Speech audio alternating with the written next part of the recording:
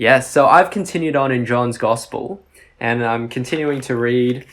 Now, last week I said that I would come back this week with the 7 signs from John's Gospel, and so I've done that now, and I have a really interesting theory that I want to throw out there. So here are the 7 signs, as I understand it, throughout John's Gospel. The first sign is Jesus turning the water into wine, and you see that in John chapter 2. The second sign is Jesus healing a man's son, and you see that at the end of John chapter 4. The third sign is Jesus healing a man who couldn't walk, a lame man, and you see that in John chapter 5. The fourth sign is Jesus feeding the 5,000, you see that in John chapter 6. The fifth sign is Jesus walking on water, you see that in John chapter 6. The sixth sign is Jesus healing a man who was born blind, you see that in John chapter 9. And then the seventh sign is raising Lazarus from the dead. And you see that in John chapter 11. So you got these 7 signs. Now, last week I said, I think that the death and resurrection of Jesus might be the 7th sign. But it isn't. Out of these, we have these 7 already. You might say that the death and resurrection of Jesus is an 8th sign. Now, why is that significant, Pip? Why might you think 8 might be significant? Well, I don't know about 8, but I thought you were about to make some kind of connection between the 7 days of creation and the 7 signs. But obviously, I don't think that's where you're heading. It's a similar line of what I'm about to. Okay, well, you tell me, what's the significance of 8? So 7 is 1 week, right? If you think about 7 days, it's 1 week. If you had 8 days, it would be the start of a new week. Oh, a new era. So you've got 7 signs before Jesus' death and resurrection. And his death and resurrection you might see as an 8th sign, which is a symbol of a new week or a new era or a new period of time. A new eon. Yes, that's it. So we're saying that that's a theory. It's not,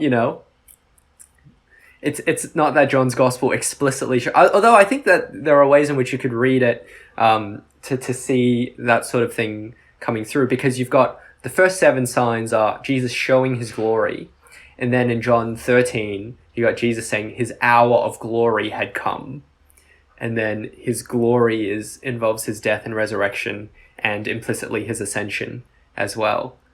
And so I feel that very clearly John is telling us that his death, resurrection, and ascension are another sign of his glory. The 8th sign. Anyway. That's very interesting. You have ever heard that before? I have lots of questions about this. But, one question would be, from memory, and it's okay if you don't remember, but do the signs occur on particular festival days and seasons and stuff like that? Not always. Okay. So the festival stuff, let me think. There's a bunch of discourses that occur during festivals. John 7, for example. John 9 is happening on the Sabbath. But no, I don't think that they align with festivals. Okay. Because, yes, I'm just... What's going through your head? Well, because you're in Leviticus right now, aren't you? You're in Leviticus. I'm in Numbers now, actually. Oh, Numbers, right. But, I'm just thinking, like, it seems to me that there is, throughout the Bible, there seems to be this polemic in lots of the numbers that you see. So the 7 days of creation, I think a big part of the creation narrative is polemic against the other creation narratives of the ancient Near East. I think, there's a theory that the 10 plagues are kind of a polemic against the 10 of the Egyptian gods.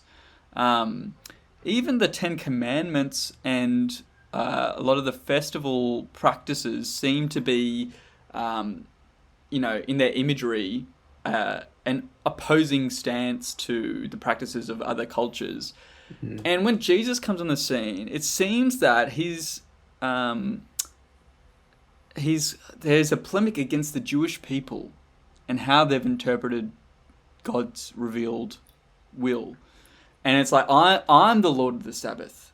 I am the bread of life. So you think, I don't know if that relates to the festival of the harvest or, and the Passover. Obviously, I am the lamb. I am the Passover lamb, the sacrifice. And so, yeah, I do wonder if there is any other connections to draw between those Jewish practices that became became bland rituals for a lot of people, even the leaders. And Jesus is kind of saying, no, this is what it's about. It's actually about me. I wonder if there's if there's more there to that. Yeah, really interesting. I had not given much thought to that. And just for our listeners, when you say polemical, you mean as something that's... To be honest, I don't really know what I mean, to be honest, because it's a word that you just throw out there, isn't it? But what I mean is it's an argument against, it's in opposition to something else. So, Yes. What's a good example? Augustine's Confessions are both pastoral, Caring for God's people, wanting to build them up. and polemic. Trying to kind of trying to prove other people wrong in their views about what's what. So and so is the gospel is as well. It's Yes. it's for God's people, but it's also against the wisdom of the world. Yes.